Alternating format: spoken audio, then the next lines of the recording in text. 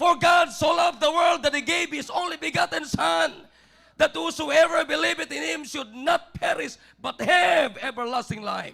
That's the purpose of Christmas. Amen. Alam nyo ba yung regalo na ibinibigay natin si Kristo? Regalong hindi mawawala. Na sino man taong tumanggap, once na tinanggap itong regalong ito, the Lord Jesus Christ, hindi na yan mawawala. Because that gift is the eternal life, eternal gift of God for humanity.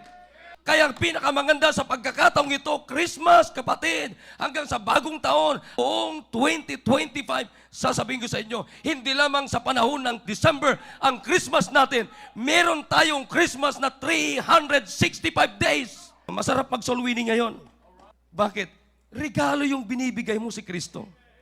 Tumbukin natin yung purpose ng Christmas. Don't miss the purpose of Christmas.